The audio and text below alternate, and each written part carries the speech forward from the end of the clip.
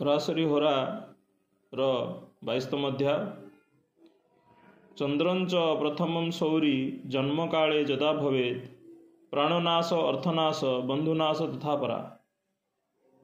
चंद्र रे शनि जदि एकाठी मिसिकी थिबे ताहले व्यक्तिर ताको शनि चंद्र जोग विष जोग कहा जाए। व्यक्तिर बहुविध क्षति हुए। एही प्रकार व्यक्ति शनिकर शांतिकरण सदाबेले करिबा उचित।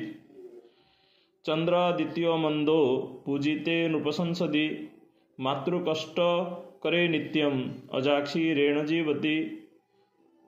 तो जदि चंद्र द्वितीय भाव शनि थाए ताले व्यक्ति अत्यंत थंडा रोग पीड़ित होता है, राजपूज्य होता है एवं तापई ता माँ बहुत कष्ट पाए। अजाक्षीर कहले छेली घी कि छेली क्षीर ताको बाल्य अवस्था निश्चित भाव में पीवाक पड़ी थाए। चंद्रार्थ सहयोगम सौरी जन्म काले जदा भवेत् बहुकन्या विभेद पुंसम उन्मद्यम प्रियते ध्रुवम। चंद्र तृतीय शनि थिले जात व्यक्ति बहुकन्या जन्मित हुवंती। जात व्यक्तिर बहुत कन्या जन्म हुए। जात व्यक्ति दरिद्रतार बंचे एवं कन्या मानकर आयु मध्य बहुत कम रहे।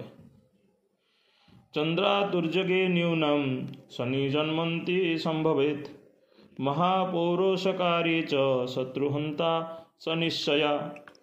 जदि चंद्रर चतुर्थरे चंद्रठू केन्द्र रे शनि पड़े आसती तो ताको महापुरुष जोग कहा जाए एवं तार शत्रु मानकर नाश हो जाए।